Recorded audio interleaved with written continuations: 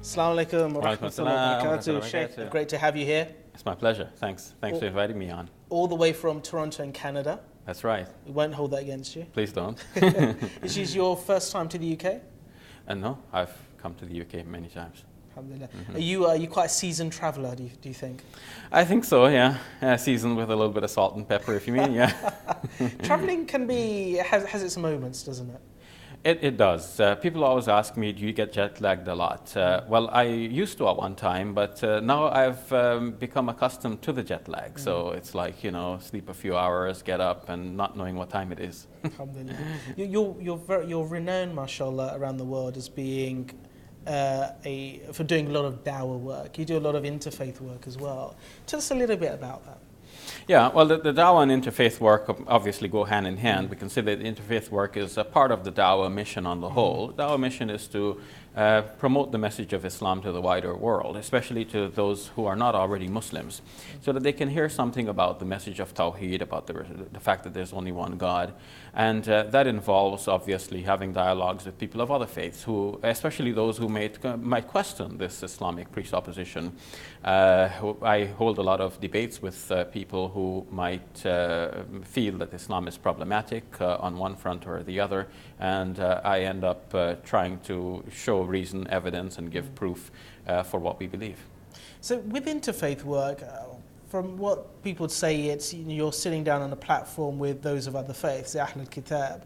Is that what you're doing? Are you sitting there and saying, well, we share common ground, which is we are the Abrahamic faiths, and then what do you do after that? Or are you going out to society in general, to those who don't perhaps have a faith as well? So explain what you mean by interfaith. Well, there are many aspects to the call. One is obviously going out to the community at large and giving the message. Like if we think of what Jehovah's Witnesses or Mormons do, for example, they go door to door, and we have a message that it deserves being presented door to door, being shouted from the rooftops, being promoted on radio and television and every public media. So that's one aspect of it. Every available method should be used. Just as Nuh alayhi salam, as the Quran addresses him and says that God said to him, deliver the message. And he says, Ya Rabb, I have done it. I've preached to them aloud and silently. I've given the message in public, and I've gone to them individually. So all of this is, all of these are the ways in which the Islamic message should be given. But in dialogues in particular, we have a spectrum. We have on one end people sitting together and patting each other's back and saying, okay, you're okay, I'm okay, everybody's okay, let's go home and be happy. On the other extreme, you have the approaches like, let's say, for example, what Sheikh Didat is quite known for, a kind of head-to-head debate where we battle out the issues and try to determine what is true. I think somewhere in between is the happy medium, and from that medium position, we can move to the right or to the left depending on the circumstances, the person who has invited us to have a chat, and the nature of his or her approach to the subject. So tell us about family life growing up. Growing up, I was born in Guyana in South America.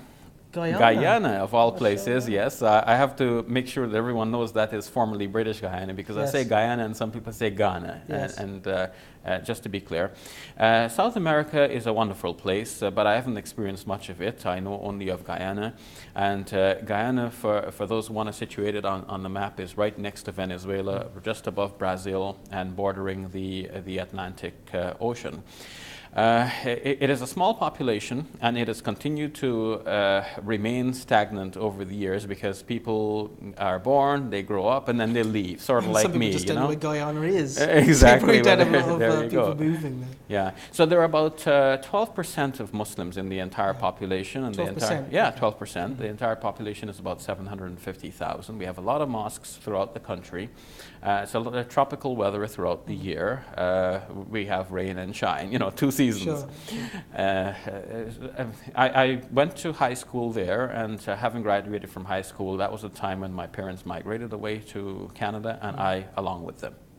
MashaAllah. So Do you have brothers and sisters? I have 2 brothers and 1 sister. One sister. Yeah. And what was that like growing up? Well, growing up, I was the youngest in the family, so I was like the baby, the Were you favorite. spoiled, do you Yeah, I would think so, yes. But I hope that didn't work out too badly for me. Yes, I was the baby of the family. And I still am considered that way. You know, when I speak to my siblings, they still see me as the younger one who deserves some love and attention and so on. Yeah, I'm a spoiled brat, you might say. How did you get on with your brothers and sisters? Were you quite mischievous, do you think? I would like to think not, but you know, now that your question is probing my memory here, I can remember occasions when I wasn't a little goody two-shoes.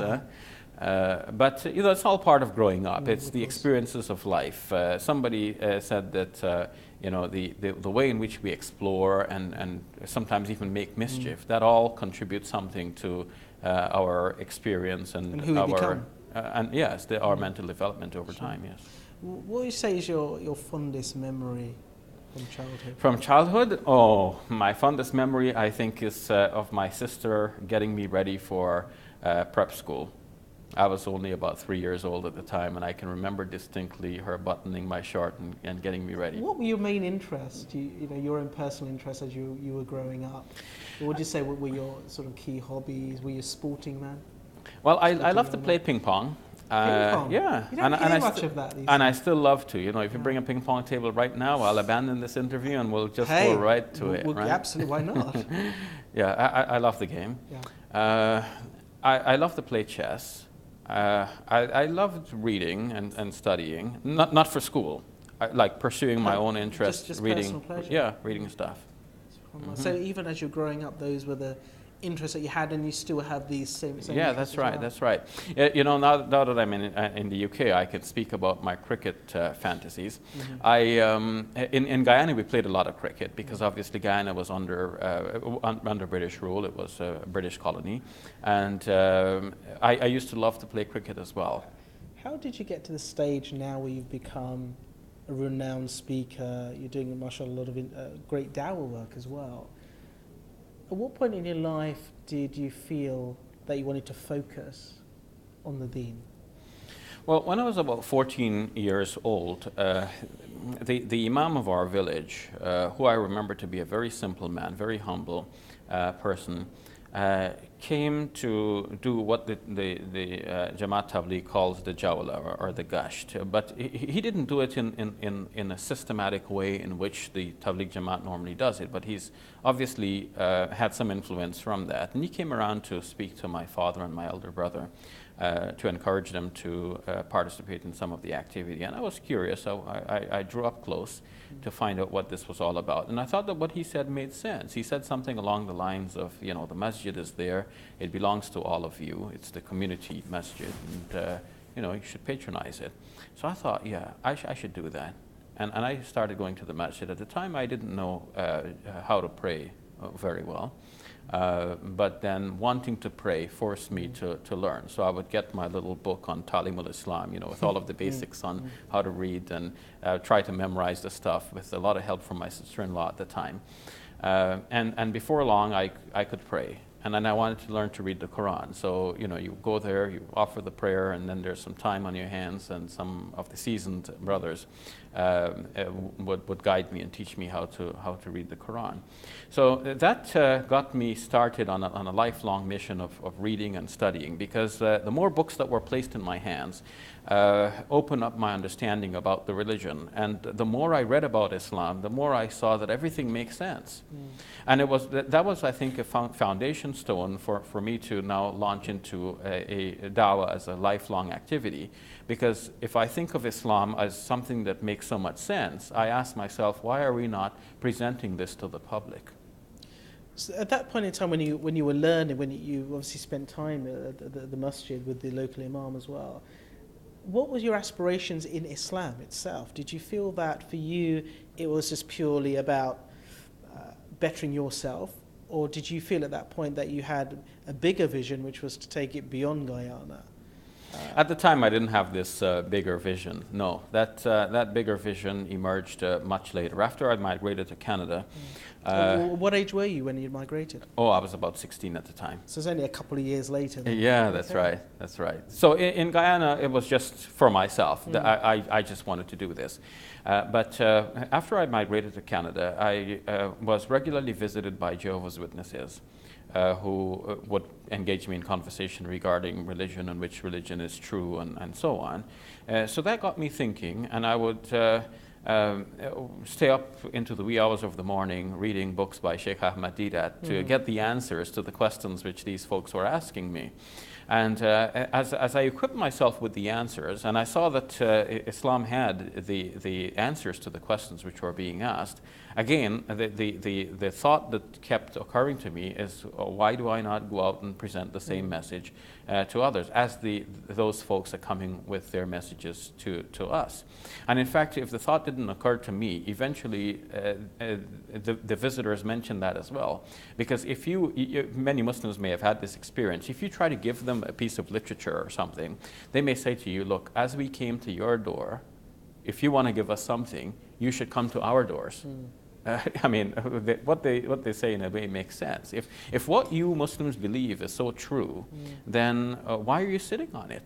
Why do you not broadcast it to the nations? I remember a personal experience some years back where one of my neighbours was a Jehovah's Witness, and we'd always discuss, but it'd always become like a heated debate. And I said to him, look, if what you hold is so strong, then come and visit us at the masjid, then we'd sit down with you. But I remember when I invited them, they turned up in suits and they're very well turned out, and we sat down. But and it was great actually to be able to have that dialogue. And I think it's really important that we take these opportunities. If people are willing, if we'll take information from people, that's fine. But I think likewise, we should also be willing to reach out and spend time and discuss Islam with people too.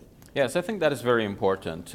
Many Muslims, and not only Muslims but others as well, do not care about the reasonableness of the issues, or they do not care to flesh out the issues. Like a Christian knows he's a Christian, and that's it. A Muslim knows that he or she is a Muslim, and that's the end of the matter. I'm a Muslim, you're a Christian, let's just learn to live with each other, or let's just get along.